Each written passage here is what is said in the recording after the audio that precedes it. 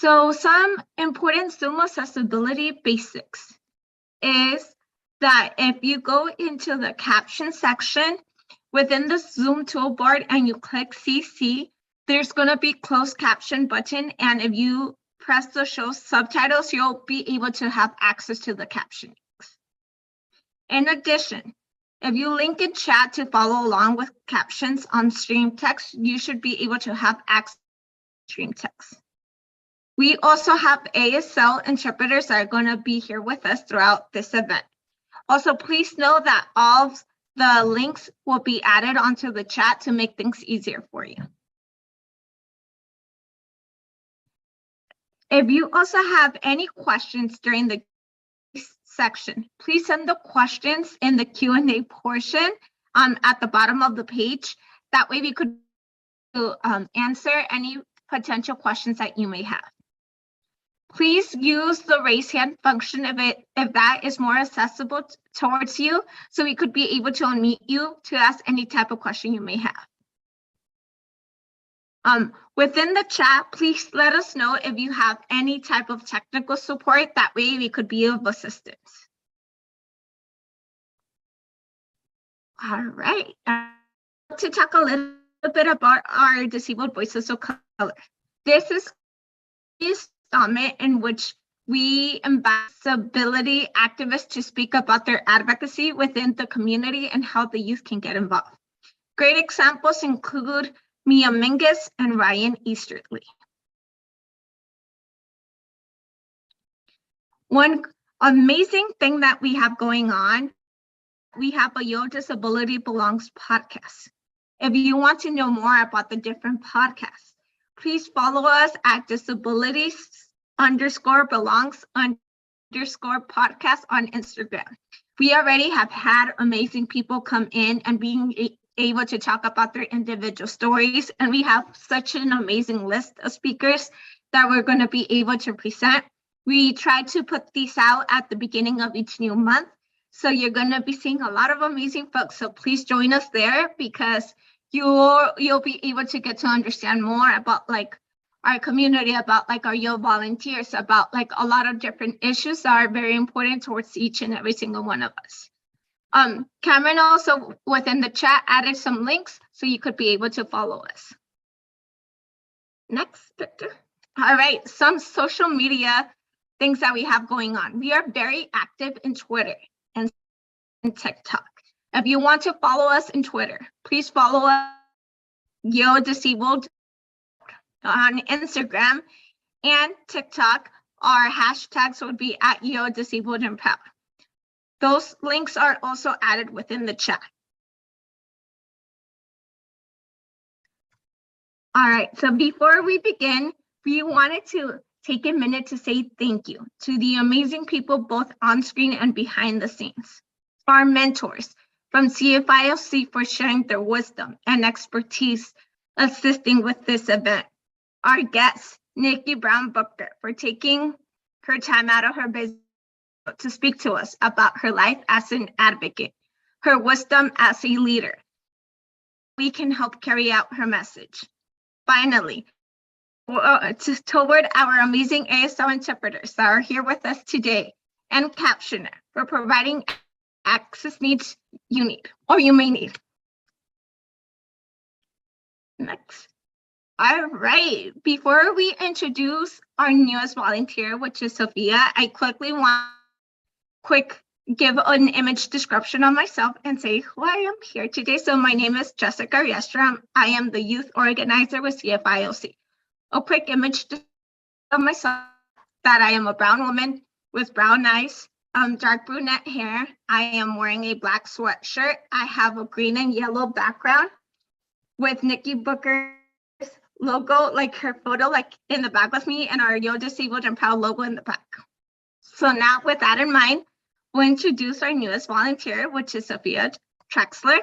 Sophia Trexler is the youth organizer from Fresno with experience living with and navigating psychiatric disabilities. She currently attends Fresno City College, where she studies law and public policy. She's a career engaging in advocacy work and system change for people with disabilities. Overall, Sophia is excited to learn and grow closer to her community by volunteering at RICV.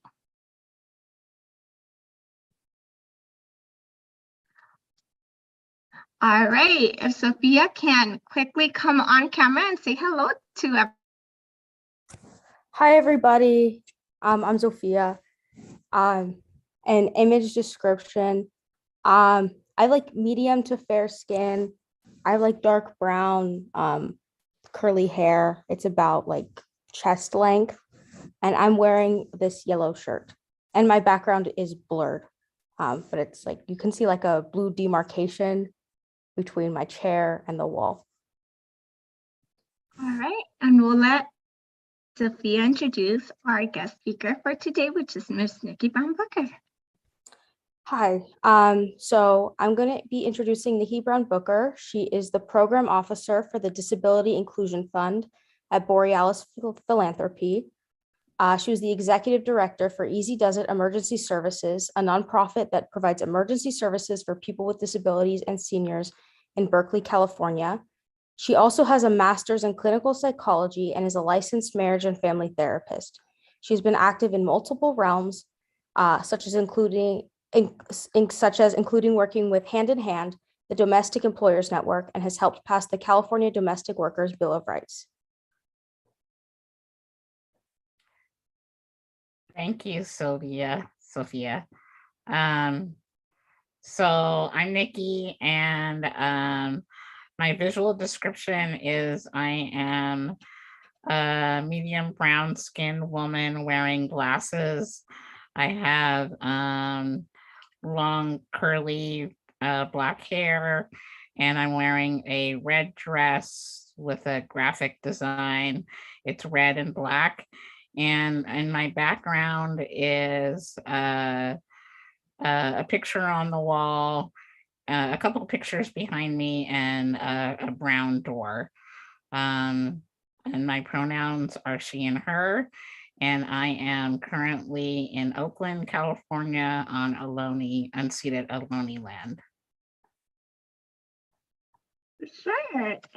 So with that in mind, we'll get started with our Q&A section. So we'll begin with right now sitting. Well, it's such a pleasure to have you here today, Nikki. Today, being such an important day overall as a month, being Women's History Month. So I want to say happy Women's History Month. We also want to welcome you to our Yo Disabled and Proud Third Disabled Voices of Color speaker series. This series is a way for us to connect with disabled youth on critical topics. Intersectionality, ableism, and disability justice continue to be hot topics among disabled youth. Intentionally making space to bring in disabled leaders of color like yourself and spotlighting the magnificent work you are doing on behalf of our community is one of the ways we choose to educate and build leadership skills of disabled youth. We really appreciate you sharing some of your time with us today. So we truly want to thank you. We would like to start our interview with a simple question that is more than often overlooked. The last couple of years have highlighted for us what we need as a community and how important check-in has been. With that said, how are you doing and how are you feeling as a disabled woman living through this pandemic? Thank you, Jessica. Thank you for having me. I'm real excited to be here and to be able to speak to youth with disabilities. It's something that's really near and dear and important to me, and it has been important to me throughout my career, particularly when I was working as a therapist. So I'm doing well. I know living through the pandemic has definitely been a challenge. I think for me, I was lucky in that I was already working from home as part of my current position. So that wasn't a new experience for me. But, being home all the time and not really being able to see my friends and family in person has definitely been hard and challenging.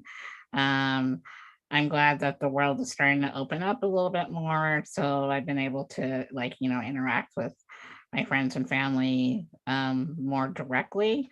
Although I do feel like as a person with a disability, um, there's still a lot of challenges, not just for me, but for other people with disabilities during the time of COVID. I feel like there are a lot of people who, because of their disability, really it makes it difficult for them to actually, go out in the world without a mask and really still, um, you know, be in physical contact with people because, for them, they're still really at risk. And so, I really believe in like kind of solidarity with my fellow people with disabilities, and really think that this world, our current health system really needs to really keep that in mind, and particularly when thinking about whether we change some of the mask mandates or some of the health practices. So I'm always I always have that in the back of my mind. Oh, for sure. That is something that is very important for all of us to also have in the back of our minds, seeing that people disregard the whole aspect of COVID and how it's still such a big issue. And more often than not, right now we are seeing a lot of people no longer use their mask, especially because I know, for example, in many areas the mask mandate has been taken off towards other different things. And it's very important to stand in solidarity with one another, make sure that we are supporting and protecting one another throughout these hard times, to make sure that we are holding ourselves accountable and making sure that everyone is being safe, because we never know who we might be putting at risk for not being considerate. With that in mind, I'll have Sophia ask the second question. Hi, so you have an amazing background and you embody what many of us think of when a strong female leader comes to mind. Can you tell us a bit about your journey as a therapist, organizer, executive director, as well as your current job in philanthropy? And did you have these goals in mind when you were a youth? Such a good question. So when I was growing up, I really had for a very long. I always knew that I wanted to go to college, and I knew I always wanted to do something in the world that was helping people, particularly people with disabilities. But I didn't know I would end up where I am currently. So I think that was definitely a journey for me. I think when I went to college, before I went to college, I actually wanted to be an attorney. But then when I was in school, I realized that I really didn't like any of the classes I had to take that were really that was all the pre-law classes that just weren't work for me. So I did an internship working at the counseling center at UC Davis, which is where I did my undergrad at. And from there, really decided that that was something that really just felt like the right place for me. So I went on to become a marriage and family therapist, and worked with clients for many years. I worked with clients for over 15 years as a therapist, and I worked a lot with people with disabilities. My specialty was working with people who had been victims of a crime. So I did a lot of work with a lot of trauma survivors, and many of which were clients that had become disabled as a result of some type of violent crime. And I also worked a lot with teens and youth, which was actually a particular passion of mine, because I really understood that for youth with disabilities to really kind of take the next step in their lives, that they really needed to be able to see other people that look like them, actually doing things in the world. So, mentoring them, and, there are very few people, I was one of I actually hardly know any therapists with disabilities at the time when I first became a therapist. So there weren't people that really look like me in my profession. So, it's one of the reasons why I really felt, really passionate about doing the work. And I think kind of my journey from like being a therapist and then doing work that was working for nonprofits, and um, having the managers at the organizations kind of seeing me like that I had like a real desire to like really advance my career. So I started doing more management work, and as a result became an executive director. Now being an executive director is a really, really hard job. I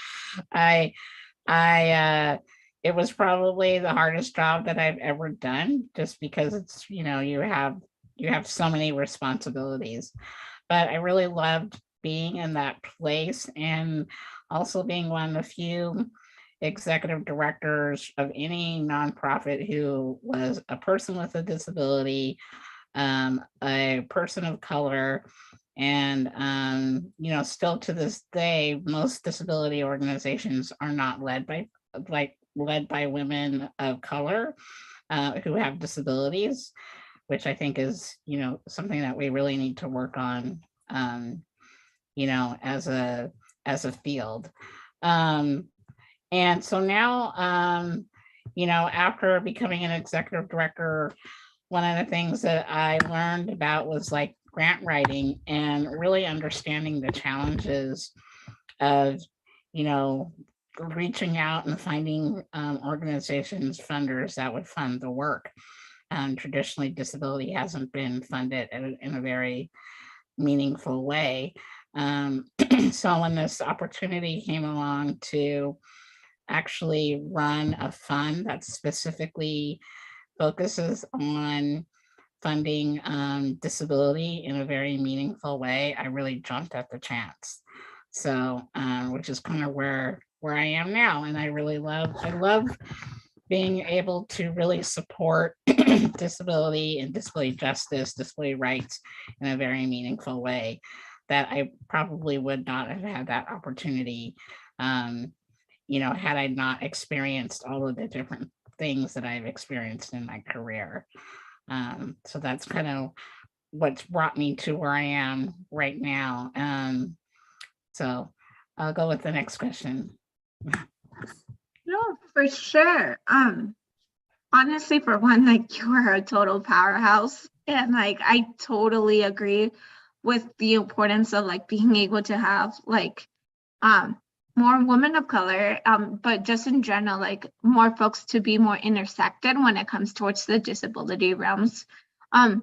World, like I totally agree that I feel that like a lot of us fit more than one group when it comes towards like people that have been disproportionately affected by things in this government and so on. So like it's very crucial to make sure that we are being intersectional and making sure that we express equity and equality amongst everything, and make sure that we are really uplifting the voices of like all of our community members, and making sure that like their voices are being heard, and that like we are integrating all things together, because at the end of it, like everything is so interconnected and so intersectional that it's very crucial towards making sure that all voices are being heard. So thank you very much for like expressing that. But yeah, going into our next question would be, can you share with us the kind of work you do and how, well, you talked a little bit about the work you do and how it helps shape the way you talk about disability justice and what the future should look like for our community. Sure. So right now I am the program officer for the Disability Inclusion Fund at Borealis Philanthropy. And what that means is that I'm in charge of running grant making for this fund. So the Disability Inclusion Fund was started by the President's Council on Philanthropy and Disability, which is made up of like 17 foundations across the country. And they really came together. The presidents really came together because they understood that, and that the disability community was really, really putting pressure on them to actually fund disability in a very meaningful way. Because traditionally, philanthropy has, funded like research and direct service work that focuses on people with disabilities. But I mean, as you all know, that disability doesn't look one way and isn't one thing, right? So, there are people with disabilities that are dancers, that are artists, that are performers. There are people with disabilities that are involved in policy work. There are people with disabilities who are community organizers. There are people with disabilities who like running companies and doing every different type of job and work that there is out there. And I really this work that I'm doing is really about supporting organizations that are doing disability justice work throughout the country, and really trying to push forward the ideas around disability justice.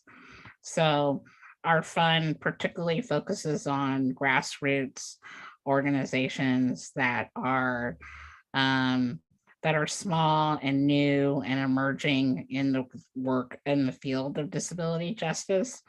And it's really been an honor for me to actually help kind of decide where the funds go and what organizations that we support. I've been really focused and intentional about really spreading the money around the country, focusing on supporting new initiatives in disability justice, and really funding things that haven't traditionally been funded in the past. So that's what my job is really actually shepherding that process from start to finish. There's a lot of steps that go into grant making. So from the, as a grant maker, when I was a executive director and a grantee, I had no idea all the different parts that go into actually, giving money away. It seems like it would be a really easy thing to do, but it actually takes a lot of work and a lot of intention, and also just a lot of thoughtfulness. And that's something that I really have been really focusing in on, and trying to make sure that I'm doing good work and really supporting people, organizations that are doing really good work.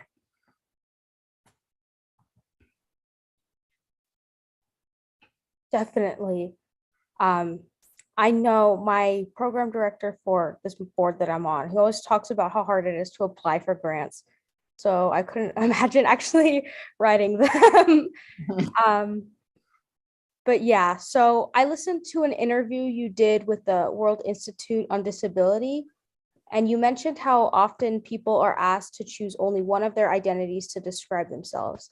You mentioned that doesn't work for everyone, and that it's important for people to come together to talk about who they are and how they identify. I totally agree.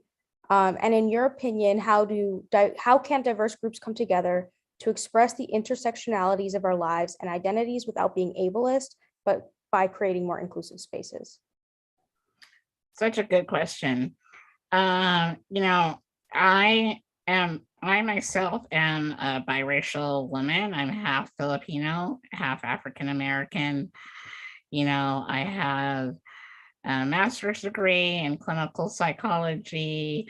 I have a partner that I love and I have all of these different parts of who I am and what I do. And I'm not just my job, right? Um, and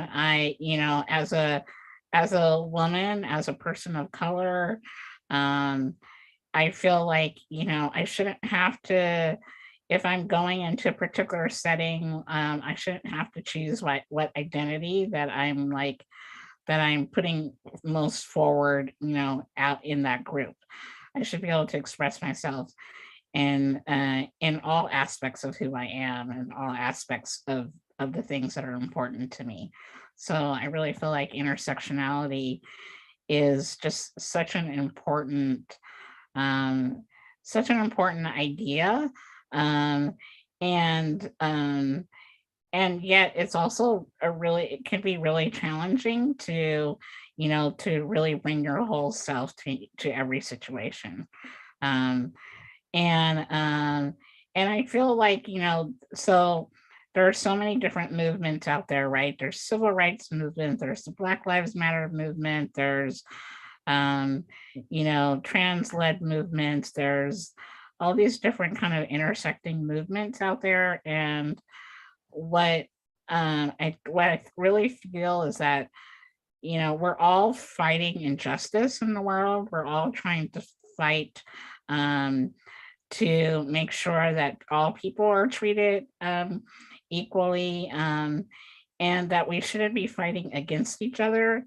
The whole idea that there's just one pie and we all have a little sliver of that pie. I don't. To me, it's like we shouldn't all be fighting for the one piece. Yeah, I think there's really liberation happens when we fight together and when we work together to actually bring out justice and liberation for all people.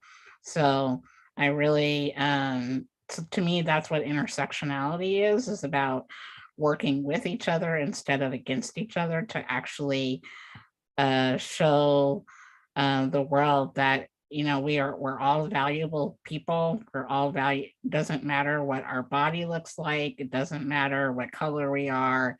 It doesn't matter, how we express ourselves. That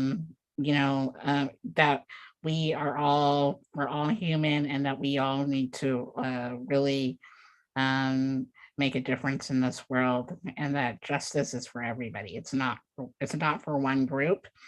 And I think that, the kind of like the system of white supremacy and the system of like capitalism really wants to try and separate us, and to, pit us against each other. And so to me, the idea of like intersectionality is that we don't do that. And that we actually say, I'm not going to do that. I'm going to be who I am, and I'm going to be who I am in every aspect. So to me, that's kind of what the idea behind intersectionality and disability justice is really about. Amen. Like, that's the only thing I can definitely say. I know that for me, like, one personal struggle is oftentimes not only like am I asked to choose one, sometimes people automatically choose for me, kind of where like I fit.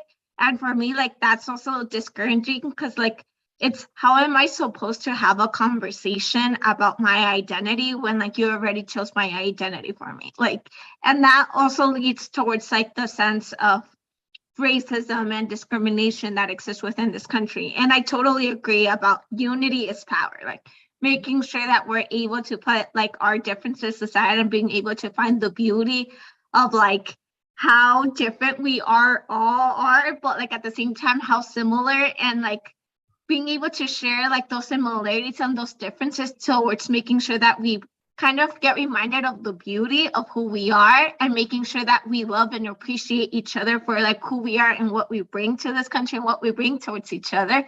Because at the end of it, we're all humans, like, and we all go through like many similar struggles, many different struggles, but at the end of it, like, it's pretty much about like being able to create that sense of power and unity and being able to reinforce it, especially against like this capitalist society and so on, of like how they're trying to create a sense of division. It's like that's the biggest fight we can be able to do, is being able to come together and making sure that like our voices are being heard and that we're able to support and understand one another and love and appreciate one another for who we are and what we bring. Absolutely. 100, agree with you 100%. With that in mind, can you share some examples of ableism in your life and how you have navigated through those moments?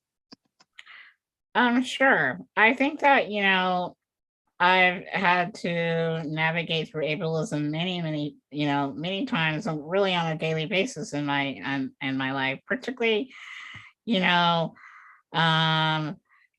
I think about some of the times when, actually, I have a kind of a interesting story about this. I went to my 10-year high school reunion. It's been a long time now, but several years ago. But when I would tell people like, my classmates from when I was in high school would ask me, "Oh, so what are you doing? What work are you doing?" And I would tell them, "Oh, I'm a licensed marriage and family therapist, and I do trauma-based work with kids." They would it just would always amaze me how their mouths would literally drop open and they would be like, "What?" Like, you as a person in a wheelchair can do all of those things. And it was actually got to be kind of fun just to see how shocking I could be to the different people that who knew me as a young person, but had such low expectations for my life and what I could become, um, and to really like kind of show them that just because someone has a disability does not make it so that they are not going to be a strong member of society that's going to actually like do great amazing things, right? So I think that was like a really striking experience for me about how many people have really low expectations for people with disabilities, and how ableism is really about the idea that our value, that people with disabilities are just not valued as and that people that have privilege are valued above those that don't have privilege, right? And so I think about, like, as a youth, having that reinforced to me over and over and over again, of like, having teachers, give me work that I was well beyond, like, I could do this work in my sleep, right? That they were like giving me like basic math problems when I'd already had learned like algebra and trigonometry, like just having that, just simply because they saw me as a person with a disability, they just made the assumption that I was not as smart as someone else, or as valuable, or that I could do, could perform at a high level. So I feel like that happened to me. That's happened to me so many times throughout my life and my career. Um, even when I was an executive director, and people would be surprised when I would tell them that I was running, an organization, with the budget size that I had, and doing all of these things. So kind of getting back to the fact that I think that is like ableism showing up in my life on, many different levels. I mean, ableism shows up on like these very big levels, and it also shows up in like the small levels, like, being in a grocery store and someone thinking that, you can't use your own ATM card or something like that. There's just so many different ways that it shows up in our society. Um, and for me, I'm just like, I just continue to live my life and really show people that that doesn't, because I have a disability, because I'm in a wheelchair, honestly, that's just part of who I am. I'm living my life just like anybody else.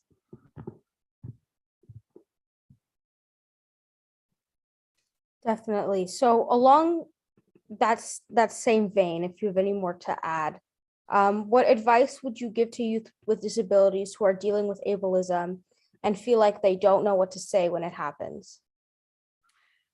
Um, Such a good question. You know what? I feel like um that there is nothing wrong with like saying to someone, hey, I can do that. I don't need your help, and it's also actually okay to ask for help if you need help, but to, not not make any. I'm always like, when people make assumptions about who I am and what I can do based on my disability, I I really work hard to show them that that their idea of who I am is really not in reality, right? It's not based in reality. Um, so I live my life as who I am and what I want to be, and I don't let anybody put limitations around um, those ideas about what it is that I want to do.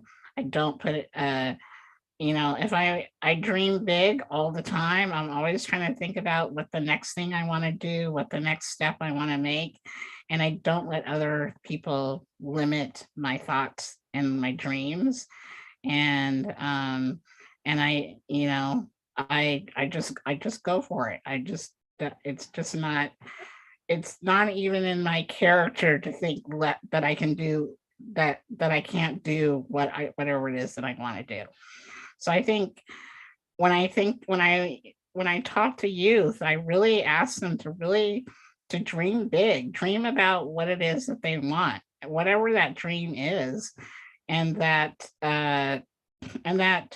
really the only thing that's stopping them from that dream is really their own um, ability to dream that into existence, to put that into existence. Um, you know, I I want to say that, but I also want to say that one of the things that allowed me to do all the things that I've done is by, the support of my friends and family. I don't want to say that, I went through life without support from others. I had lots of support from others, but um, I didn't I didn't let the fact that I needed like physical support stand in my way, right? So I use attendants. They make my life, may make it so that I can do all the things that I want to do in my life. They help me get up in the morning, they help me get dressed so that I can go to work. I need that in my life, and that's part of who I am and part of my life as a person with a disability. There's nothing wrong with that. So I think what I would tell a young person is to dream big, do what you want to do, and not to let anybody kind of stand in your way or tell you that you can't. If they tell you that you can't, they're really more concerned about what they think that you can do as opposed to what you really can do. And uh and you know and to ask for help if you need it, um, and to really to just go out there and do whatever it is that you want to do. Like, don't let anyone put a barrier in your way.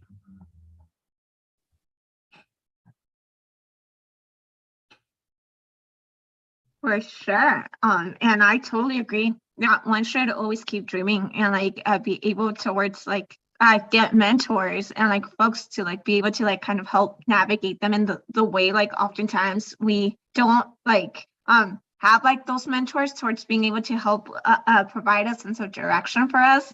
And I know that like you already inspire me in the sense of like unknowable mentorship because like it really like provides and reaffirms that like one can be able to like reach towards their goals and make sure that like they're able to accomplish anything that they set their mind to. So like thank you honestly like for being such a dreamer and an achiever when it comes towards like accomplishing your individual goals and like the different methods that you have utilized, also having that sense of support to back you up towards being able to get there. With that in mind, we'll ask like the final question of the interview before we open it up for the Q&A section, which the last question would be, during an interview with the New York Women's Foundation, you mentioned the intersection between the civil rights movement and the disability rights movement and the importance of ensuring that organizations are led by and for people with disabilities. How are we doing in this area? Is society getting better at hiring disabled leaders to run organizations, foundations, etc.? And why is this important? Good question. I think that society is starting to get better about it. I think there's slow growth in this area. But like, as the program officer for the Disability Inclusion Fund, we have funded 34 organizations in the last 2 years, all of which are disability led, most of which are BIPOC and disability led. So the groups, they are out there, they exist, and they're doing work in many different areas. But do I think that we could work harder and support those groups more? Absolutely. I definitely think, that in a lot of ways that we have a responsibility to really to bring people along with us as we succeed in life. There's always that idea of you always help someone who helped you along your path, and that you kind of pay it forward by helping someone else who's on their path. So I definitely feel like there's a lot to be done in this area, but I mean, I definitely see it's moving in the right direction, but I just think it's just really, really important that we have more organizations that are led by people with disabilities and people of color with disabilities, because it's, traditionally we have not had a lot of opportunities in the past. And if there's an ability to give someone, an option to, do the things that they want to do, then we need to make sure that we do that we find ways to help others, get to the place where they want to be. And one of the ways in which we do that is by, if you're running an organization or you're hiring a hiring manager, that you actually seriously consider hiring a person with a disability, a person of color with a disability. And when people say they just can't find them, that they're not out there, they're not looking hard enough. So we are there. We're here. We're everywhere. We're in every part of the world, every part of the country, every city, state, town. And if you say you can't find someone to fill that position who's a person of color or a person with a disability, like I said, you're just not looking hard enough.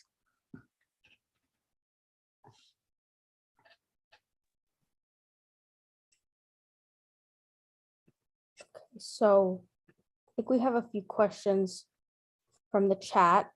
So one of them is, what is your advice for young people trying to figure out their career path? Good question. I think that you look for things that make you excited, that make you intrigued, that make you feel like you want to learn more, um, and that you try it out. Well, you take a class in an area that's interesting to you. When I was in school, I mean, I was always interested in psychology, but I didn't really think that didn't realize. Like I said, I was pre-law initially, and then I took a psychology class, and I go, I really like this. And then I took more classes and more classes, and then I did an internship at a counseling center, and I really started going, oh, this really feels right for me. Like, this feels comfortable. This feels like something I want to do. Um, and I really felt like it was the right career choice for me at the time. I think that a lot of people change their careers throughout their lifetime, and that's part of life. Um, but I think for a young person, I would say try different things. If you're interested in cooking, take a cooking class. If you're interested in singing, take voice lessons. If you're interested in computer technology, take a computer class, or play on, try different things on your computer. Whatever it first, you got to look for finding something that really interests you and to try it out. And then I think, looking for mentors, I think, is a really important part of that. Is if you find something that really interests you, it's okay to reach out to others and ask for help, ask their advice, ask what they did, what process they went through. I think those are all good ways of like thinking about like your career or your work decisions. I went to college. College was a really important part of my. You can't become a therapist without getting a bachelor's degree and a master's degree or a PhD. So that was the path for me. I don't think that's necessarily the path for everyone. I think you find a path that works for you. For sure. Thank you. Our next question would be from Anonymous, which says, I know you are deeply involved with LTSS for All Grassroots Coalition. First, can you share with us what LTSS is and why it might be important to youth and all disabled people, but also people who may become disabled later in life? Yes. So LTSS stands for Long-Term Services and Supports. And I've been working towards trying to advance long-term services and supports for many years. So what that really means is anything that really supports your living independently in the world. Like for me, what that means is having attendant care, having good health benefits, having a wheelchair, living in an accessible home. Those are all kind of things that are part of like kind of services and supports that people need.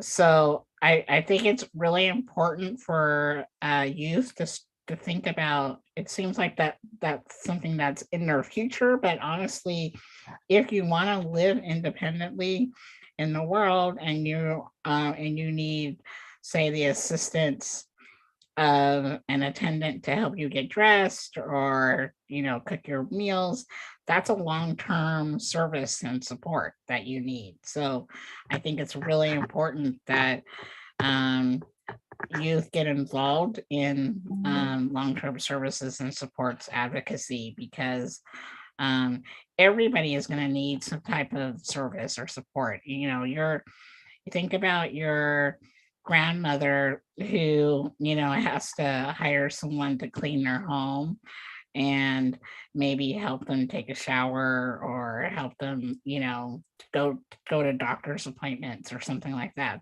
That's all part of long-term services and support.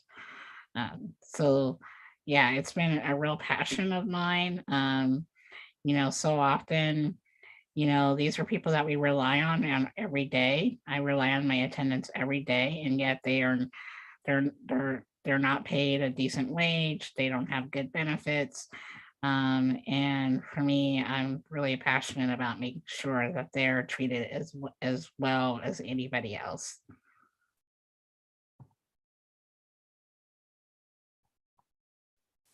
Okay, so we have another question also from the chat that asks to share your experiences of youth and elders working together in collaboration, if you have any. Yes, in this work that I've been doing, so I've been doing organizing with this organization called Hand in Hand, the Domestic Employers Network. And it's really a network of people that employ nannies, housekeepers, and caregivers or attendants. I see the question in the chat why would people use different language? I really feel like the words attendant and caregiver are pretty interchangeable. But so since I've been doing this work, I really feel like seniors and people with disabilities have a lot in common with each other, right? So, sometimes when you become a senior, you might need assistance to do things in your home. And similar to say someone with a disability might need someone to come in and do their house cleaning or help them cook their meals. I feel like the struggles are similar and intersecting, and if we're working again, it's kind of like that intersection. If we work together, then we are finding justice for both groups. So that's why I think it's great that the groups, seniors and people with disabilities, work together.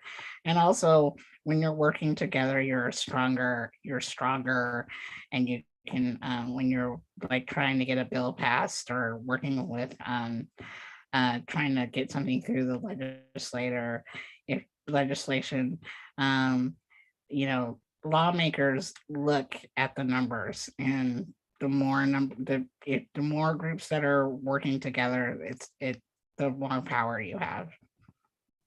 For sure.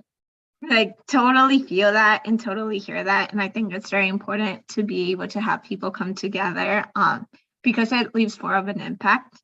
With that in mind, this will be our final question before we end today's event, which is having a disability, both visible and invisible, and trying to find a career. How can we discuss our disability with our employers? Is it something that should be immediately brought up?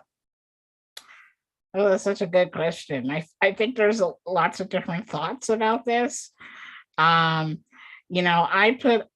always put it up front when I have applied for jobs. I have always put it in my cover letter that I'm a person with a disability. I personally feel like, that's that's part of my identity. That's part of who I am. And, if I don't want to hide that from the world. And I don't want to hide that from an employer, because I don't want to get to an interview and then be shocked to see me in a wheelchair. I kind of want them to know that ahead of time.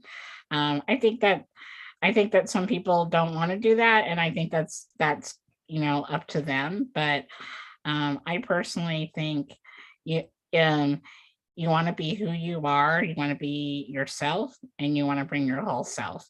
So that's why I feel for me, it's been really important that I'm upfront with my employers about that.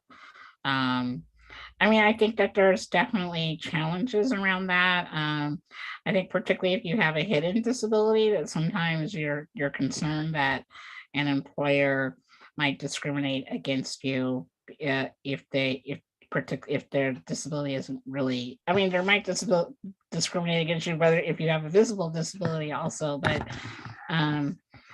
I also feel like, the ADA is, the workplace is covered by the ADA in a lot of ways. So if you're being discriminated at work, you can talk to your employer about what's in the ADA, and that discrimination is not cool and shouldn't happen. So I mean, I think there's pros and cons to disclosing, and I think that it's an individual choice, but I always choose to make it known from the beginning. For sure. Thank you. I know that we are out of time. And with that in mind, we truly want to thank you very much for being able to be in attendance and speaking with us today. I truly feel that I have learned a lot. I am very grateful that you are here, especially in Women's History Month, and being able to honor women, being able to see all the work that you have done and how you have helped open doors for a lot of women, especially here talking as a disabled young woman of color. It truly does leave a big impact on me. So I truly want to thank you. I also want to thank our ASL interpreters for being here. Sophia, my co-moderator, for being in attendance, as well as all the participants for being here and being able to ask questions. It's we are very grateful to all of you for being here, being part of the process. With that in mind, we do have a Survey Monkey that is being added. If you could take if you could be able to fill it out, we would definitely appreciate it. It will help us get a better understanding of what we can do to improve, what other things we should be working upon, and so on. So please fill it out.